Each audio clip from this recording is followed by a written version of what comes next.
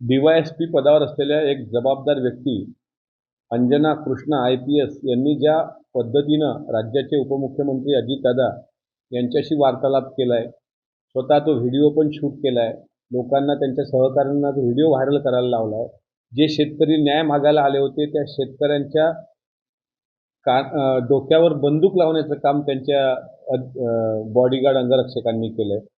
आणि अशा महिला पदाधिकारी ज्यांची पाठराखण आज विरोधी पक्षातल्या काही महिला घेत आहेत, त्यांना आमचं सांगणं आहे की संविधान नावाचा प्रकार या देशात आहे आणि संविधानामध्ये स्त्री पुरुष समानता सांगितलेली आहे. मग एखादा पुरुष चुकला असेल तर त्या पुरुषाला सरसकट दोषी धरलं जातं, पण एखादी स्त्री चुकली असेल तर ती सुद्धा तितकीच दोषी आहे.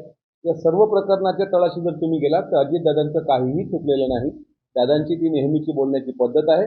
दादांनी त्याच पद्धतीनं नेहमी अधिकाऱ्यांना जाब विचारत असतात की काय म्हटलं त्यांनी त्या व्हिडिओमध्ये की कायदा सुव्यवस्थेचा प्रश्न मुंबईमध्ये होऊ शकतो निर्माण. आता गणेशोत्सव पण आहे, अलीकडेच मराठा आंदोलन पण मोठ्या प्रमाणात मुंबईमध्ये झालं, त्यामुळे त्या धर्तीवर आपल्याला तिकडं सहकार्य करायचं आहे. असं असताना ह्या मॅडम ज्या पद्धतीनं मी तुम्हाला ओळखत नाही, तुम्हाला नंबर देऊ शकत नाही, असं जे काही बोलत होत्या त्या त्यांच्या पोझिशनची त्यांना आलेली गुर्मी होती.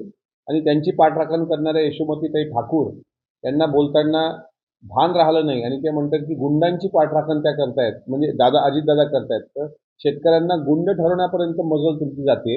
इतकंच काय तर इक्वॅलिटी जर आमच्या कॉन्स्टिट्यूशनला लागू असेल तर महिला पदाधिकाऱ्यांनी पण जबाबदारीनं बोललं पाहिजे. राज्याच्या उपमुख्यमंत्र्यांना मी ओळखतच नाही, म्हणजे या मॅडमचं काहीतरी कागदपत्रामध्येच काळबेर आहे का याची मला शंका येते.